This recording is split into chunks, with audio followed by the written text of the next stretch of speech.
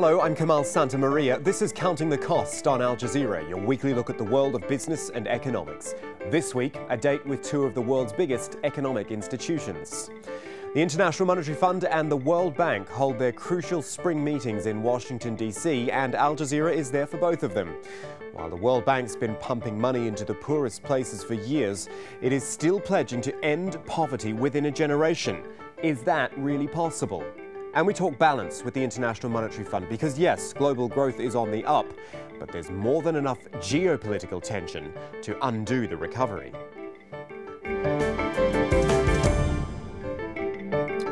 So, something a little different this week on Counting the Cost, courtesy of two of the world's most influential financiers. We talk about the World Bank and the IMF a lot.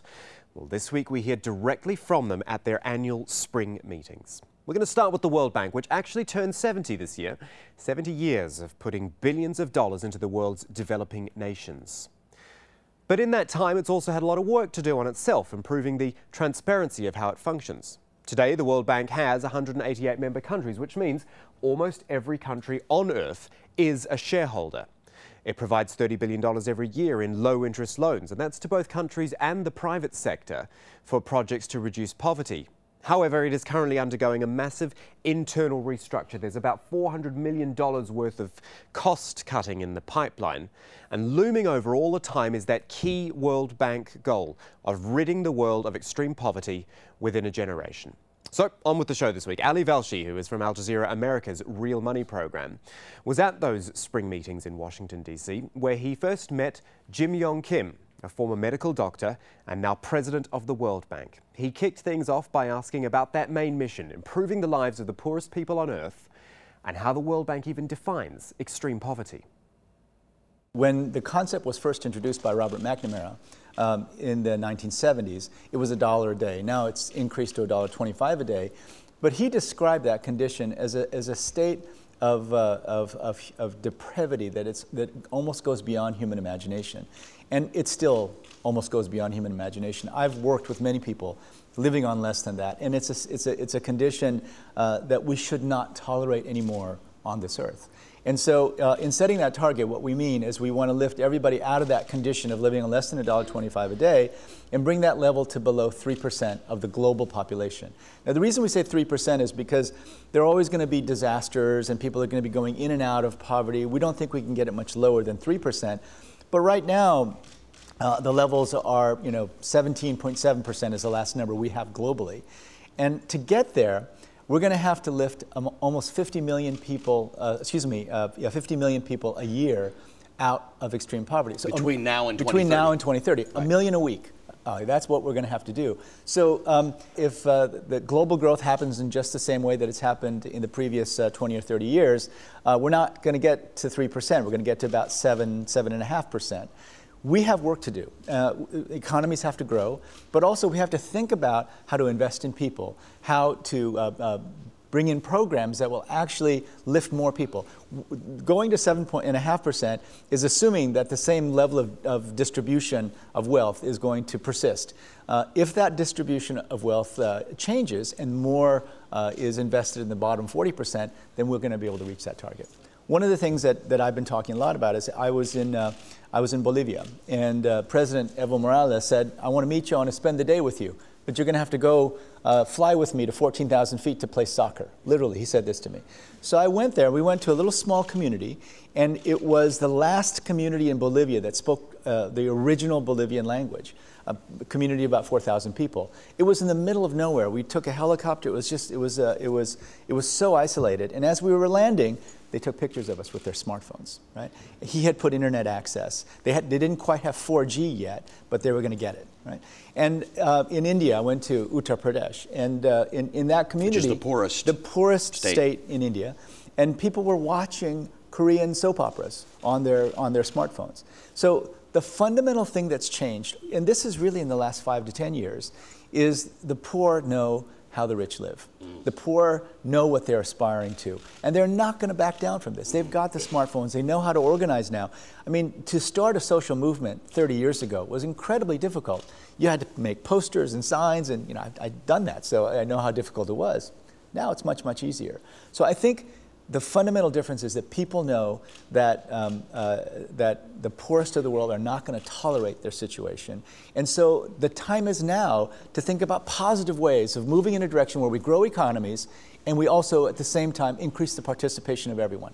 There was an article a couple days ago in the Financial Post, a little bit critical of the World Bank, but it does actually serve to tell people, if they're reading it, what the World Bank sort of does or the mandate it's struggling with. But it, like any major organization, is an organization. Right. It has structures and bureaucracies in place that some people, particularly on the receiving end of the work that you're trying to do, feel impedes the type of work you're going to do. So when you combine the structure and the bigness of the World Bank, you've got thousands of people who work here, with the fact that you are trying to get money and resources and loans to businesses and individuals, in some cases, in countries that are full of bureaucracy and corruption, one wonders how effective you can be with this simple slogan, end poverty. Yeah. Well, Ali, when I came into this job, there was a chorus of public opinion, and the questions they were asking were fundamental ones. Is the World Bank group relevant anymore? I came quickly to the conclusion that not only are we relevant, but if we can get quicker, if we can move knowledge more effectively, if we can reduce our own bureaucracy, our relevance could skyrocket. And here's what I learned from the people inside the World Bank group. I walked around this building and I met with people from all over our country offices, and I just asked them two simple questions. When have we been at our best? And when have you been most proud of working at the World Bank Group? And then two, what prevents us from being at our best all the time?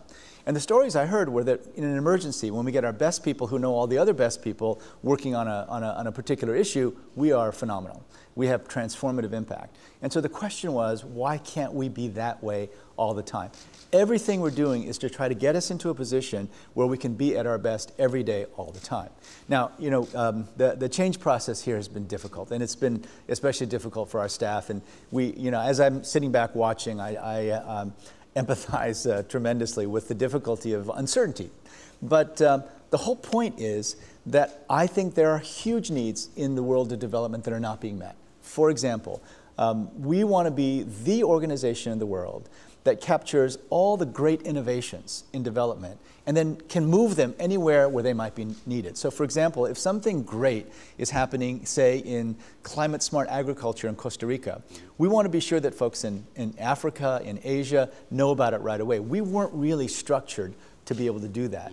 But this is what we're going to be. We're going to be the organization that if you come to the World Bank Group, we're going to know about all the great innovations, and we're going to know how they were implemented. Not just what to do, but how they did it.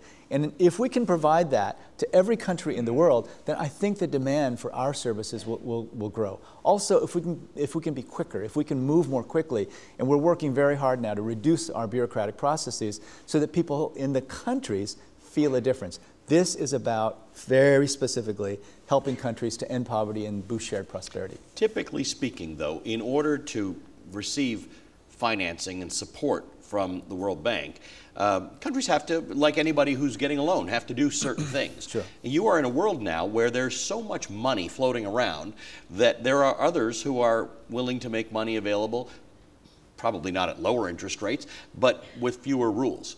For instance, China, which, by the way, also is a client of the World Bank. So how do you square that, first of all, that China is getting money from anybody, and that China goes into places like Africa and is able to provide funds for countries, for governments that want to do things without too many strings attached? Mm-hmm.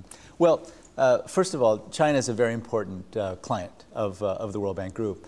And China continues to come back to us and work with us and indeed take loans, because they know that if they work with us, we will do immaculate project preparation. We'll do all the analytic work before we start in our project, and then we'll do the analysis of what the impact was after we do the project. So with China, we're almost a kind of partner that tackles important pilot projects. And what we've noticed is that when China decides that something is really working and worthwhile, they'll scale it up. But for us, we also have a huge stake in this, because when we work with China, we learn things about how to do development that then we share with everyone in the world. I mean, there's a Lowe's Plateau project that we worked with with the Chinese that was brilliant, and we're not taking the lessons from that project and sharing them with everyone else. So we very much hope that China will continue to be our partner. Now, in terms of the availability of money, there's no question, and we're actually in very deep discussions with the Chinese to see how we can work more effectively together, because they are investing in those countries. But here's the great secret that everybody in the developing world knows, but most people in the outside world don't know, and that is that even with at a time when we had historically low interest rates, access to long-term finance for infrastructure was still really difficult to get. Over the last 3 or 4 G20 meetings, this is all we've talked about. How can we possibly, develop sources of long-term financing for infrastructure? All of official development system, all of foreign assistance is about 125 billion a year. But if you look at the needs, Africa itself has 100 billion in infrastructure needs. India, over the next 5 years, $1 trillion in infrastructure need. So the official development assistance money available will never meet those needs. And so we need to then find a way of us providing that long-term financing in some cases. But I think even more importantly, one of the things we're talking about is, can we leverage our dollars to crowd in private capital so that we can put together what we call the bankable projects, so that you look at them and think, okay, this is long-term finance for some place in Central Africa. It's going to have an impact on many countries at once, and on the face of it, it doesn't look bankable. We think that we at the World Bank Group, we have so much experience in making these projects bankable that we think we can create all new sets of partners who will be interested in those kinds of projects, because still it's necessary. I mean, just look at energy in Africa, right? I mean, energy in Africa, for the entire continent of Africa, about 150 gigabytes of installed capacity. That's just about the amount of electricity that, for 1 billion people, that Belgium offers to its 11 million people. I mean, we need to move on this. There's just no way we're going to be able to end poverty and boost shared prosperity if we don't move on these projects. And I still, when people talk about easy access to capital, tell that to the people who are trying to build infrastructure in Africa. Yeah. There was some criticism of a project in Lesotho, a hospital. You know obviously a lot about healthcare, where it's a public-private partnership that you describe. But the criticism is that so much energy has gone into this particular hospital that it's taking up about 2/3 of Lesotho's entire health budget. And someone's offered that as a criticism of public-private partnerships gone awry. What's your take on that? Well, I'm looking at this particular project very carefully. It's not 2/3 in terms of the number that we know, but it's a reflection of a much, much bigger problem. So every single country that I have visited, every single country I have lived in, including this one, has a problem with healthcare. And in most middle-income countries, the problem looks like this. It's a half first world problem and a half developing world problem. The first world problem is that in almost every emerging market country, costs in the cities are skyrocketing. Again, everyone has a smartphone. Everyone knows Grey's Anatomy. They've watched, they know how these great hospitals work. That's what they expect. And they're getting that in the cities, and costs are going through the roof, and the ministers of finance are deeply concerned about it. But then they're also having trouble getting health care to their most rural and most sort of outward regions. So this problem exists everywhere. We know that there's going to be a role for the private sector, and we know that the public sector is going to play a critical role in every country in the world. And so for Lesotho, like every other country, this is what we're trying to figure out. What's the right mix of public and private? Lesotho was a very innovative project when it happened.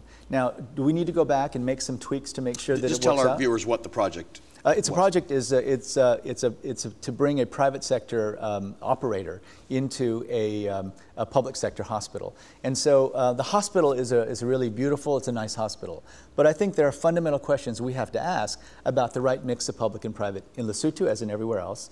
And we have to understand much more clearly, sort of nerdy issues like capitation and shared risk and population health. Those things we have to take on. And I'll tell you, Ali, this is the great opportunity with our reorganization, because we recently named one of the great thinkers in health systems, Tim Evans, to be lead in that group. And we're going to be the group where you come to us. We're going to be able to say to you, here's how public-private have worked out in 100 countries in the world. Now, we're not sure which of these models is going to work for you, but we'll work with you to find the right mix to get the system working as effectively as it can. I want to ask you about, I know it doesn't fall entirely into your basket, but the daily developments between Russia and Crimea. One of the most important ones is that the activities are slowing down Russia's economy dramatically. I remember when this first started, people were talking about if Russia were to go into recession, and it didn't seem likely at the time. It's entirely possible at this point. I mean, this is a country that was growing very, very well, was fully integrated into the world, remains integrated in the world as an exporter of goods and a trader. What do you see happening? Well, we've recently done a reassessment of our prospects for growth for Russia, and if the situation in the Ukraine has a limited and short-term effect, we think that growth this year will be around 1.1%, which is about half of what we had originally predicted some time ago. But if the effect is deeper, and if the effect is broader and lasts longer, we think that this year Russia's economy could contract as much as 1.8%. We think they would go back to growth in 2015, but this is a serious situation. We continue to work with both Russia and the Ukraine. We will continue to work with both Russia and the Ukraine. We're working right now to prepare a very large package with the Ukrainian government right now. And now to part two of our show, featuring the International Monetary Fund. And, its latest economic health check spells out a lot of improvement, but it's almost exclusively for the world's richest countries. All up, the IMF sees the global economy expanding by about 3.6% this year, which is up from 3% last year. But as ever, the devil is in the details, and we've got the map here to explain to you first of all. At a glance, we look at these countries first of all, which the IMF is saying there will be growth of over 2%. And there are, if you look through all those purple countries, a lot of advanced economies there. We would include the United States there, which has stagnated for a long time, but now the IMF is looking at closer to 3%, 2.75% at least. And China, it says, is also providing an anchor for global growth. Though slow by its recent standards, 7% growth is strong and unchanged. But here's the flip side. These countries, which we're highlighting now, are where growth will be below 2%. And the worry line here is that the IMF is predicting a weaker outlook for emerging markets. We talk about a couple of those here. Russia, first of all, 1.3% growth is predicted there, which is down from 2% estimated just in January. And Brazil, too, is an interesting one, reduced to 1.8%. It was up at 2.3%. Well, Christine Lagarde is the managing director of the IMF, a fund which is essentially charged with keeping the global economy and currencies stable, which is no easy job when you think about the current instability we have all over the world: Latin America, Greece, Ukraine and Russia. Again, Ali Velshi spoke to Madame Lagarde and asked her if she's worried about the deterioration of the Russian economy and the effect that's going to have on both Europe and the rest of the world. It's clear that geopolitical tensions in that part of the world at the moment, and anywhere for that matter, are not helping growth, are usually creating enough uncertainty that people who were going to invest are going to wait, where people who were going to create jobs are going to hold off. And clearly, we would hope less uncertainty. We've managed, I think, to calm down a lot of the uncertainty having to do with the financial situation, the monetary situation. We pretty much know where we stand, know what to expect, because the central banks are doing a pretty good job at communicating. It would be nice to have a bit of stability. Give me some sense of the positives in your forecast for global economic growth and how geopolitical risk outweighs them. In other words, global growth's not looking terrible. It looks like we've made some improvements, but you've got geopolitical risk. Global growth is heading in the right direction, okay, and I think that the global economy is turning the corner of the Great Recession. but it is still not at potential. We've moved from 3% in 2013 to 3.6 in 14, hopefully 3.9 in 15. So it is progress, and it is a bit rebalanced because the advanced economies are now catching up a bit. It is still the emerging and developing countries that are providing the bulk of growth, and that shows how, you know, the situation has shifted and how emerging markets actually matter around the globe. Now, geopolitical issues, as I said, are a destabilizing factor in all those issues. You know, your wealthiest member countries you're trying to get some reforms into the IMF and the way things are done, the way things are financed. You've really got an ability, in the case of Crimea, for instance, to act very quickly to get them some of the funds that they need to stabilize. But there are some problems in the United States. The reforms to the IMF got stuck in Congress, like, by the way, so many things do, so don't take it personally. What's your sense of what the United States needs to understand in order to best help the International Monetary Fund function effectively? You know, where the IMF demonstrates its utility, its efficiency, is in a situation like that of Ukraine. We can mobilize teams of experts who understand those issues because they have gone through crisis over the last 10, 20, 30 years. And they immediately know how to address a situation like that of Ukraine. We were on the ground immediately. We did the fact-finding in next to no time. We moved into negotiation phase right away, and we were able to put together a package of anywhere between $14 and $18 billion. We're not talking $1 billion. Which is what the U.S. has guaranteed. U.S. and others. We're talking significant amount. Right. Why can we do that? Because we have the expertise? Yes. Because we have the resources, and you need significant resources to impress upon the participants that, yes, we will be there. Not just to help Ukraine. If something goes wrong anywhere else in the world, including in a big country, we can help too. But we need to be funded properly. And probably even more importantly, we are welcomed and accepted in various countries because we represent the entire membership, and we represent it adequately, meaning, as you say, the largest economy in the world is my first shareholder, the United States of America. But clearly it's a situation in flux, and there has to be adjustment on a regular basis. The Europeans are not as sizable as they used to be 20 years ago. Countries like Brazil, China, South Africa and others have gone up. They have to be better represented. And it's exactly what the reform should be about. Proper representation, good resources, secure funding. And that's what I hope the United States of America will join us on, because it is my main shareholder and it has to exercise leadership, because otherwise it undermines the strength of that leadership and it questions the credibility of the institution. Let's take a look at Asian markets or developing markets all around, emerging markets. They are still driving the bulk of world growth at the moment. But China, for instance, slowing down by virtue of doing things that the IMF supports. So how do you square that? Emerging markets today represent more than 50% of total GDP. They represent a large chunk of the growth that is generated. Even today, when we say that they're slowing down a bit. The fact that a country as large as China, an economy as large as China, is slowing down a little bit and moving from those 9% to 7.5%, from our perspective, is fine. The growth is still there. It has to be shifted to the right growth engines, if you will, and it has to be quality growth, which is clearly what is on the mind of the Chinese authorities.